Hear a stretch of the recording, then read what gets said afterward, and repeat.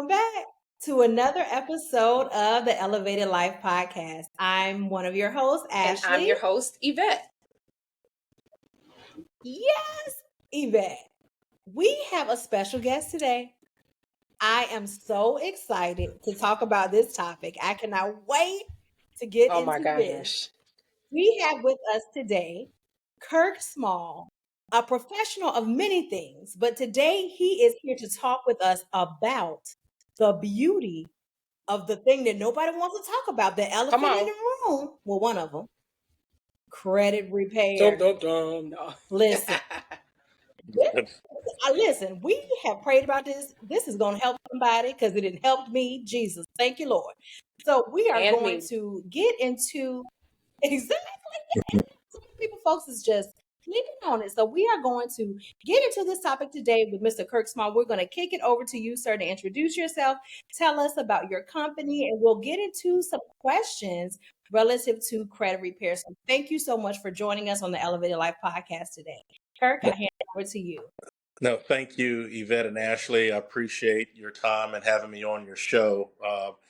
As you mentioned, credit repair is something that is the elephant in the room that nobody likes to talk about. So hopefully I can enlighten some of our viewers today. My name is Kirk Small.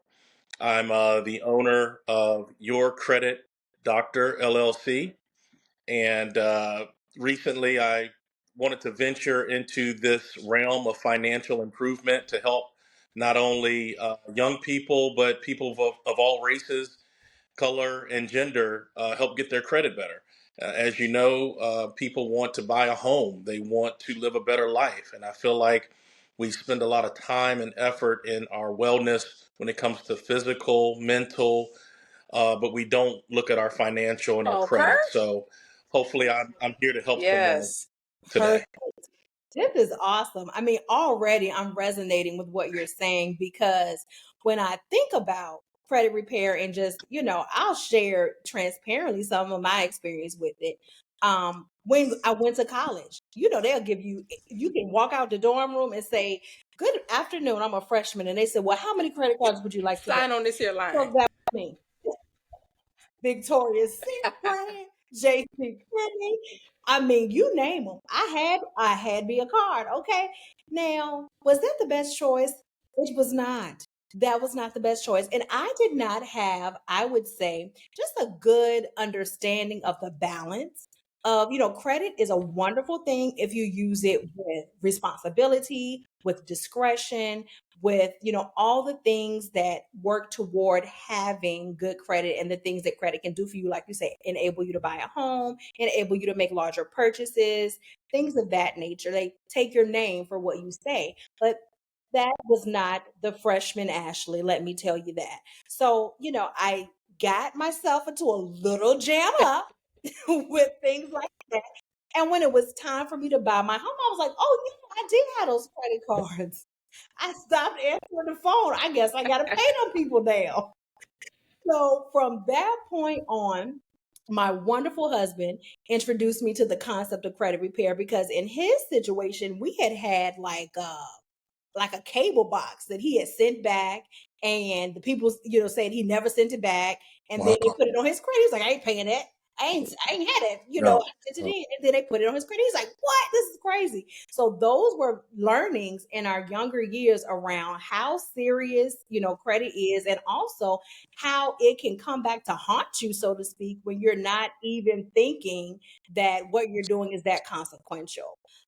So we were, introduced to the concept of credit repair, and we're able to like work with, a professional like yourself, Kirk, with an organization that was able to help us, write some letters, sort some things out. And it was a game changer. We saw our credit score tremendously impacted as we were preparing to make larger purchases by that process. So I cannot wait to hear, more about the misconceptions, the things that may be holding somebody back. You can't just ignore it.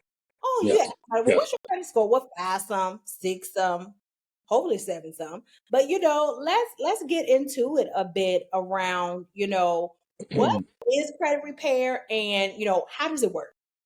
Sure. It's fairly simple. Credit repair involves fixing poor credit standing.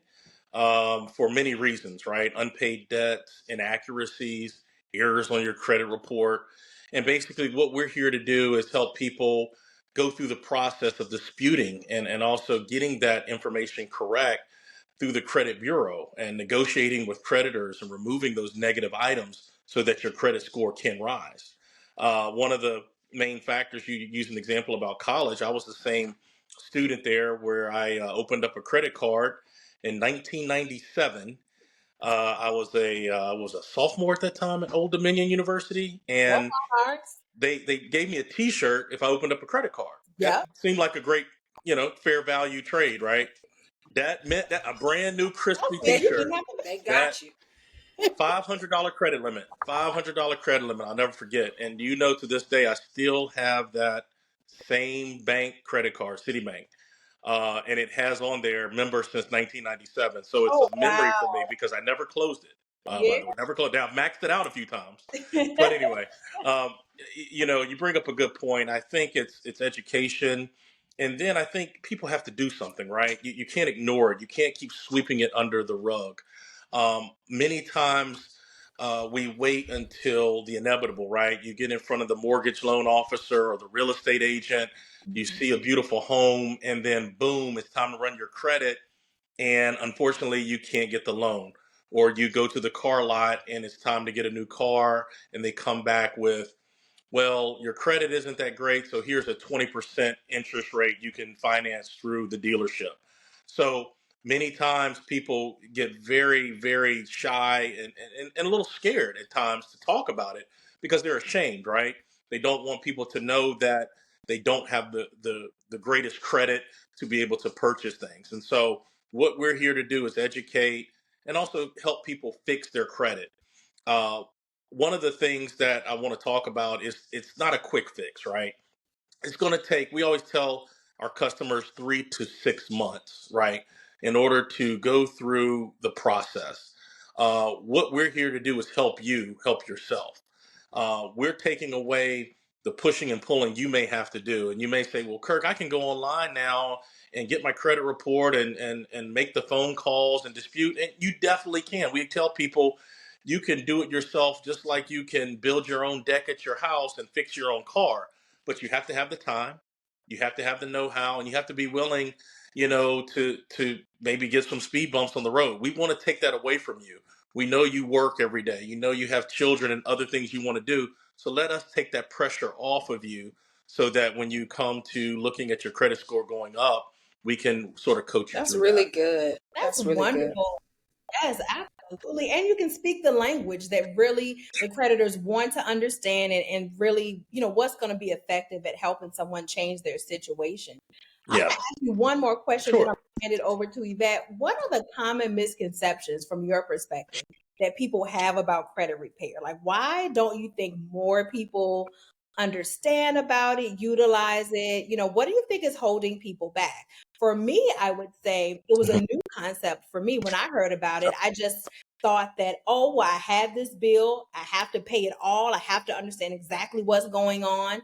And, this is just the situation I'm in. But through the credit repair process, I learned that if things are not corrected on your credit report, you have the opportunity to dispute Yes. it. So I think that is something that's also misunderstood sometimes as well. That it's not a lifelong verdict. We're not in a coffin and just shut the door. There are Yeah. options, to explore after have figured out some things may not be accurate. Can you talk a little bit about that? Well, you hit it spot on, Ashley. I think there's a misconception that you can't dispute those items just on your credit report, or that you can't get those negative information. But in all honesty, uh, the consumer does have rights, right? We all have a right to accurate information. We have a right to get our credit report, and we also have a right to dispute, whether it's someone that was a victim of being hijacked with someone stealing their identity. Identity fraud is very big these days, and running up credit cards and using your name, and now you're stuck with the debt. Or, like you said, hey, I took back a cable box. They never gave me credit for that. And now, a year later, they're dinging me for unpaid balances. So, one of the misconceptions is that you can't dispute that, which you can. I think that's the number one thing. Number two, the credit repair process is not a one size fits all. What works for Yvette may not work for Ashley. Your situation could be totally different in how we have to get your credit score up. Like I said before, it could take up to 6 months or as little as 45 days, depending on what it is that's going on with your credit. Okay. And That's so a all. lot of factors that play into it is your payment history, your length of your credit history, your credit mix, how many inquiries you have on your credit, and your utilization. Again, credit card balances, how many credit cards you have. We look at all of that. And also, do you pay your bills on time? How much debt do you have? Because that all plays a part in the credit score process. And so we help consumers understand that first. We got to give you a foundation to help you understand why is your credit where it is today. Absolutely. And Mhm. I'll say a key thing with that is, as we all know, going into any big purchase like a home or a new car, you want to be in the best financial situation that you can. We're talking the difference between money down and no money down, 15% interest and 25 or 30% interest. So those things matter over time. You may, have a deficit mindset where you're thinking, oh, whew, at least I got it. No, let's Right. not think like that. Yeah. Think like, yes, I got it, and I'm gonna pay the least for Right. it. Right. So like let's have a thought of progression and maximizing the resources that we have Ashley, that's available. such a good point. That's one of the things that was a turning point for us. Is I was working very hard, making decent money, early in my career, to two person household income. But I was looking around at my peers that I knew were either making around the same, maybe less, but living much more No. comfortably than me. And it was Mm. because my credit, y'all listen, when you look at the credit score and you go, I ain't know it go that low. That's the situation. That's the situation we're in. I And I'm did. I'm laughing about it Wait. now because I can, and two, sharing that because that's very real. We're not talking about, we're not just talking to the person who has a 600 credit score and they're trying to get it up to 700. I'm talking about them people that's Right. that's in that 500 and sometimes lower than that situation where you are trying to change that. And for me, it was very overwhelming to consider the financial situation I was in, trying to save, trying to take care, had children that were had child care, and we had all the expenses and all these things. But at the same time, to your point, you have to have the right mindset. It's like, I'll never get to where I need to be if I don't figure this out. And so credit was a part of it, but a lot of it was also finances. A lot of it was a growth mindset and making the decision Yes. that this ain't gonna work and we got to do something different. And so, glory be to God, Ashley is the one who actually told us about the credit repair option. Awesome. And so I'm so excited that we're now moving it forward even more to our listeners today. And so one thing I wanted to kind of get into a little bit, Kirk, really twofold. Mhm. One is, I think one of the reasons why people don't talk about this is because it's very taboo to discuss.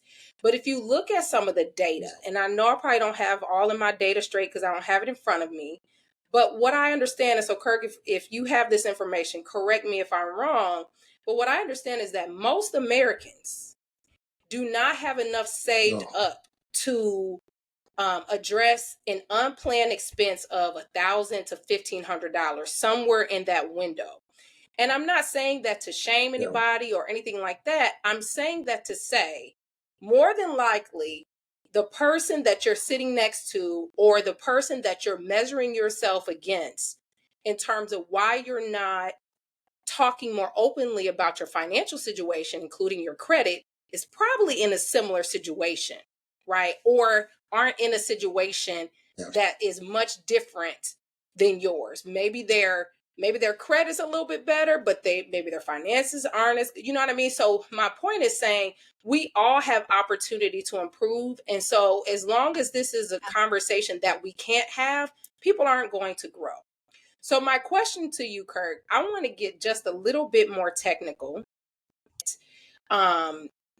Can you explain a little bit more in that technical sense what really is credit in terms of what are you looking for and looking at, and what are creditors assessing when they decide whether someone has good credit or bad credit? You bring up a lot of great points. The credit score is mainly, like you said, the number that merchants, retailers, mortgage companies use to basically judge, are you a person worthy of being able to purchase X item, right?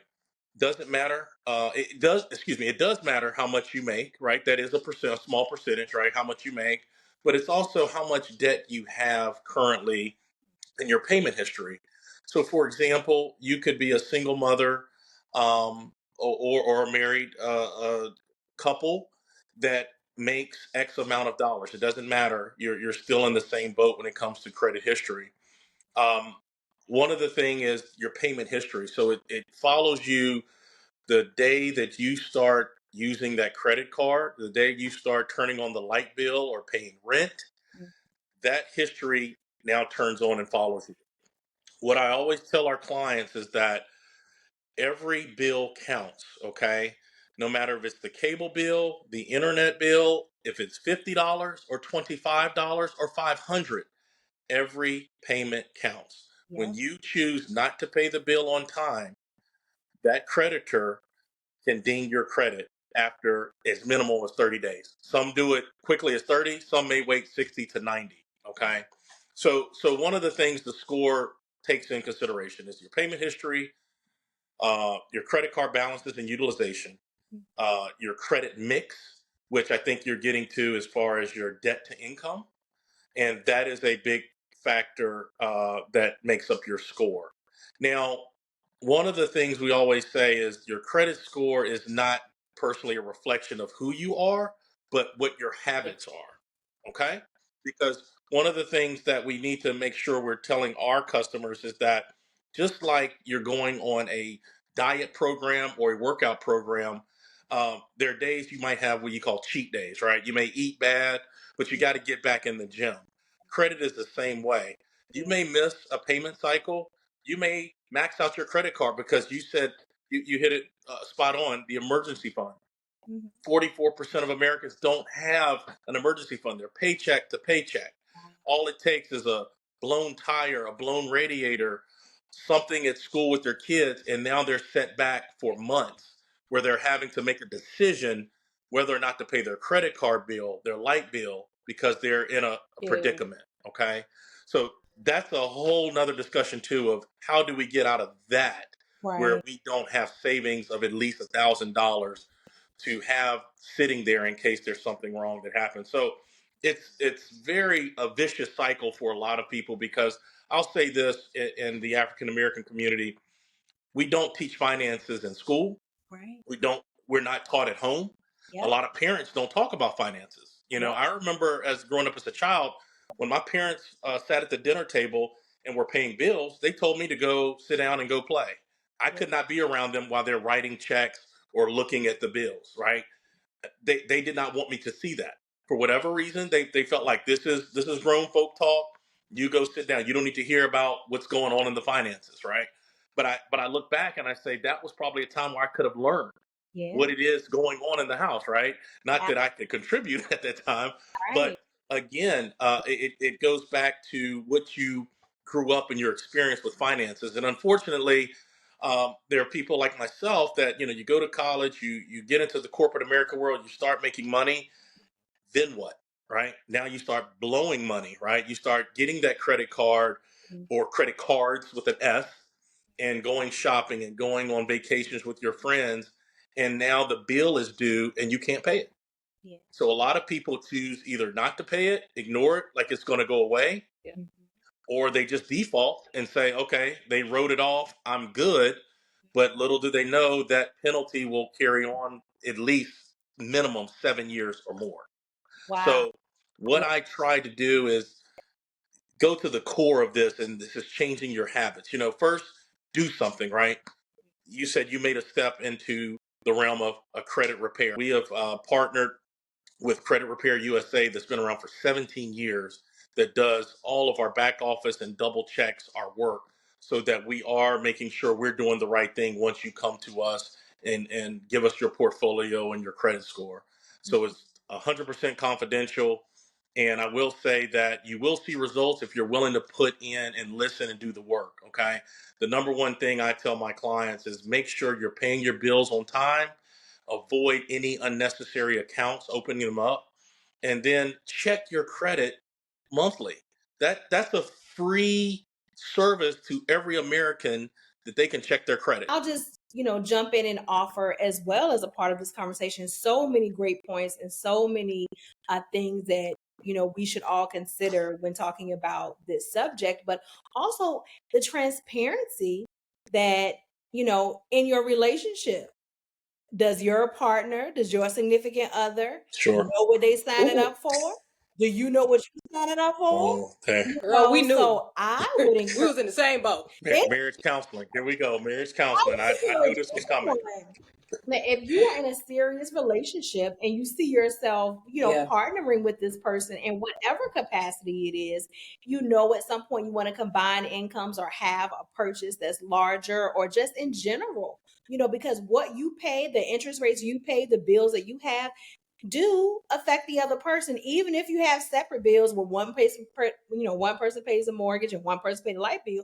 You could be paying more on that light bill or that mortgage based on your own individual or collective situation. So I would encourage everyone to have some awareness, of your credit standing, and have some transparency. I know that's also a taboo topic because folks, they don't like to share their money, they don't want to share their balances and all of that, but at the same time, it's important to know what you're getting into, because if you make it official and y'all married and you ain't paying your stuff, and they coming for your partner, and then they like, well, hold up, I thought you was paying. The couch is leaving, right? I thought you were paying for this couch. Okay, right? Why they here? Why am I the only one? Putting my name on the application? What you mean you don't put my name on the application? You get a lot of that, Make it comfortable though. So that's why I think awareness of knowing places like this, knowing organizations like yours, Kirk, where you can get help. And even if you got a little situation, you got some stuff you got to clean up, Kirk can help you. So don't think that it's the end of the world and you're gonna have that number that's just gonna follow you like a little black cloud everywhere you go, and you hold your breath every time, like, well, oh, we need to bring your credit. You like, oh, what's gonna happen? Right, we already know what's gonna happen. They're gonna find out. Right. The peace of mind that you have when you get those things taken care of, I can't even begin to describe that level of peace that you have when you're applying for. Listen, let me tell you, let me say it this way. When my credit was, when we got our credit together and we went to go get a vehicle, I was sitting up in them people place like, exactly. You tell me, exactly. I have the upper hand. We're gonna negotiate today on what, versus when I had bad credit, I was like, please give me a car. Like they was paying for my note. It totally changes your whole frame of mind. Well, and so and that's the one thing I just really want to stress.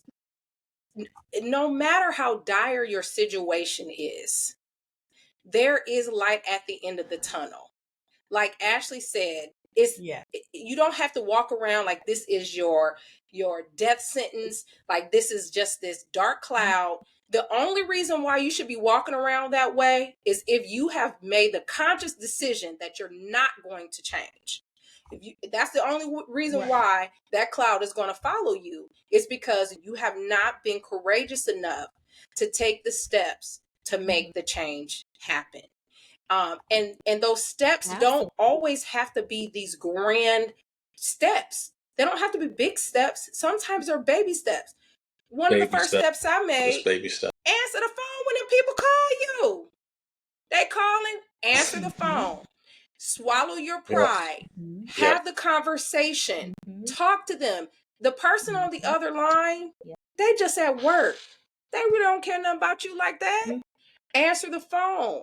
Talk to them. Hey, I can't afford to pay X amount. Are you willing to go down to $10 or whatever it is? That was a very small but very pivotal baby step that I personally took that totally started to make some changes. And then also the credit repair, we couldn't do it on our own. We were trying to. And so we did need to reach out and get some professional help because there's a lot that we just didn't know. Yes. So great point. That's what I'm here for. I'm here to take the stress off of your back so that you don't have to do it yourself, right? Let us help you, right, get in a better position. And I'm going to make this one point. It doesn't matter if your credit score is 500, 600, or even 700. Everyone has different goals. Everyone has different aspirations when it comes to their credit score, or they just may want to be a better steward of their finances, right? They want to say, look, what can I do better so that I'm not in a predicament like I was in the past, right? And that's what we try to help guide people for. Absolutely, because you're managing, the debt or whatever the financial, situation is that you have, and you're could be wondering and worried, well, how I'm gonna pay the people I owe, pay somebody to help me Right. out who I need to pay. Like it's just too much. So that's a great guarantee. and I think you've given great examples of your own. What are some signs of a good credit repair company related to your business, Kirk? Credentials, looking at our reviews, looking at we're compliance. We must follow all the legal guidelines, the CROA that we have to follow. The no upfront fees. We don't, like I said, charge until the first work is performed. And like you said, full transparently, clearly outlining our services and giving you a realistic outcome, right? I'm not going to say that we can take you from 500 to 800 when we know that can't happen in 6 months, right? It's baby steps, right? Everyone is different depending on their situation. And so we try to level set those expectations up front. I guess give the side eye to those companies that guarantee they can get you the 6 and the 700 credit score without even looking at your credit report or even knowing what your credit habits are. Okay. We don't sell that you're going to get this blessing of a credit score without really going through your history and sitting down with you and getting a credit plan, basically a game plan together on how this is going to work. Because again, you have to work the plan. You have to have a plan, right? But I think the very first step is you have to do something. I think that was the first thing you said, is that we had to eventually say, we can't do this anymore on our own. We need professional help. And this is what we're here for. Pick up the phone, give us a call, set an appointment. Some of my target audience, it's the real estate agents, it's the mortgage brokers, right? It's the car dealers.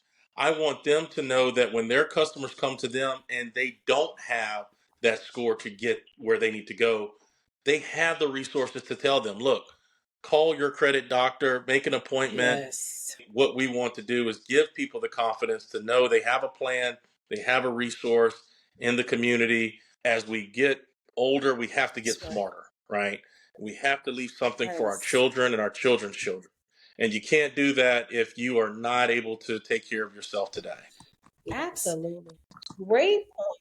Know your score, know what's on your report, be educated about who you are and how you show up financially. We have Kirk's organization to help us and, be the best version of yourself financially. That's awesome. What do you want to leave the people on this topic?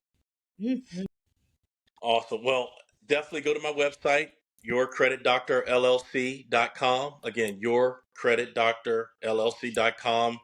Click the link to contact us if you have any questions. I also have a LinkedIn page and on Instagram, Facebook page coming soon. That's probably the first and foremost. But next, like you said, do your research, see what you need to do. And I'll say this, a lot of people say, well, what credit score do I need to have? What's considered a good credit score? And I think in the financial world, a good credit score is probably between 670 and 739, just to give some of the viewers an idea. A fair credit score is between 580 and 669.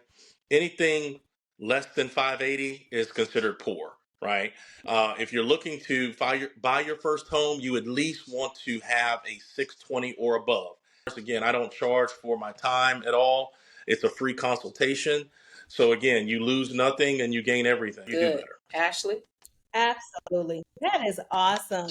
I have nothing else to add other than my thanks, Kirk. I really appreciate you joining us on the Elevated Life podcast today to share your wealth of knowledge about this topic. And we appreciate your transparency and just your approachability. I really think that our listeners can, look to you as a resource. And if they don't need it, maybe they can share with someone that might need it.